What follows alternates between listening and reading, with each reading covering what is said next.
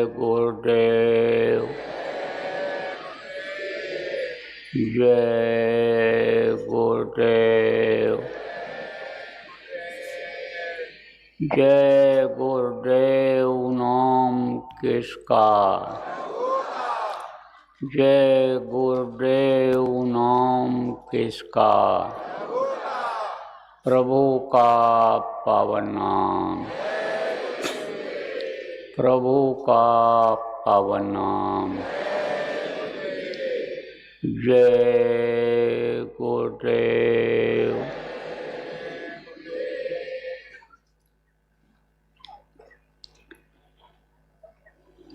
सर्वसमर्थ सर्वत्र देव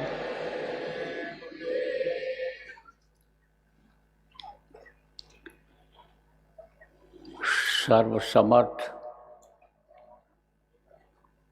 सर्वत्र स्मरणीय परम पूज्य गुरु जी महाराज, उपस्थित सभी साधक, सत्संगी, प्रेमी बच्चों एवं बच्चियों, आज 13 नवंबर 2023 प्रातःकाल की बेला, आश्रम उज्जैन। गुरु महाराज की अपार दया मेहर से दीपावली के इस अवसर पर 3 दिन का यह कार्यक्रम विधिवत संपन्न हो गया। अब चली चला का बेला है। जिस तरह से आप आए, अब यहाँ से आपको प्रस्थान करना है। पूछा जाएगा, भाई कहाँ जा रहे हो? तो कहोगे घर जा रहे हैं। तो जैसे इस घर से आप आए हो और फिर वापस घर जा रहे हो, ऐसे ही यह आवागमन का संसार है। जिस तरह से यहाँ आना जाना हो रहा है, ऐसे ही अपने घर से, जो अपना असला घर है, वहाँ से आए हो, वहाँ पहुँचने का लक्ष्य उद्देश्य हमको आपको बनाने की ज़रूरत है। आप जो नए लोग आए हो, कहोगे भाई अपना घर कहाँ है, अपना घर कौन है? हम तो यही घर अपना जानते हैं। तो अब आप ये सोचो कि जिस घर को आप अपना घर जानते हो, तो कुछ लोग आप इसमें ऐसे भी हो कि जो बाप दादा के बनाए हुए घर में रहते हो, तो वो भी तो कहते रहे कि यह घर मेरा, यह घर मेरा, यह घर मेरा। अगर उनका घर होता तो आप उनको घर से निकाल क्यों देते? आखिरी वक्त पर चले क्यों गए होते? तो ये अपना घर नहीं है, ये अपना संसार नहीं है, ये दुनिया अपनी नहीं है। अपना घर तो ऐसी जगह है कि जहाँ से आए और अभी तक वहाँ पहुँच ही नहीं पाए। अगर वहाँ पहुँच जाएं तो आना जाना अभी बंद हो जाए, क्योंकि वहाँ से फिर नीचे आना नहीं होता है, नीचे उतरना नहीं होता है। कोई नीचे आना पसंद ही नहीं करता है, और वहाँ सुख ही सुख है, आनंद आनंद है। यहाँ इस घर में आप जा रहे हो, तो इस समय तो गृहस्थ आश्रम का यह घर इस तरह से हो रहा है कि आदमी ऊब जा रहा है, औरतें ऊब जा रही हैं और सोच रही हैं कि कहाँ चले जाएं। लोग सोच रहे हैं घर छोड़कर कहाँ चले जाएं कि थोड़ी शांति मिल जाए, सुकून मिल जाए। ऐसा घर हो रहा है। कारण क्या है? कारण यही है कि लोगों को सत्संग नहीं मिलता है।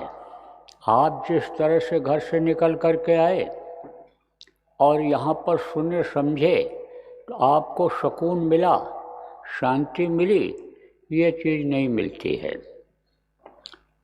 अगर ये मिलने लग जाए, सीख जाए आदमी कि घर में कैसे रहा जाता है, भाई भाई के साथ कैसा व्यवहार करता है, पिता पुत्र के साथ कैसा व्यवहार करना चाहिए, पति पत्नी का फर्ज क्या होता है, अगर आदमी सीख जाए तो अभी यही गृहस्थाश्रम जैसे कुछ समय पहले स्वर्ग जैसा कहलाता था उसी तरह का हो जाए।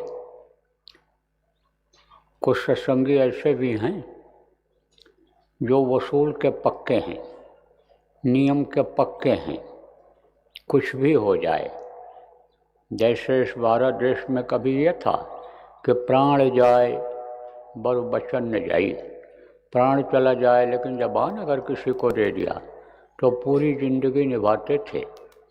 इतनी ईमानदारी थी, इतना विश्वास था लोगों को कि मूछ का एक बाल निकाल करके गिरवी रख करके ये गया है तो हमारा पैसा वापस दे जाएगा। यानी समझो आपकी लोगों की इज्जत थी, कद्र थी, किसके बदौलत थी? ईमानदारी की वजह से थी। भारत देश के लोगों को विदेशों के लोग आज भी पसंद करते हैं। क्यों पसंद करते हैं? क्योंकि ये मेहनती होते हैं, मेहनतकश होते हैं। तो मेहनत और ईमानदारी ये हमेशा काम आती है। अब आपको प्रेमियों ये समझने की ज़रूरत है कि ये जो मुख्य चीज़ें हैं इनको अगर अपना लिया जाए तो अभी यही गृहस्थाश्रम स्वर्ग जैसा हो जाएगा।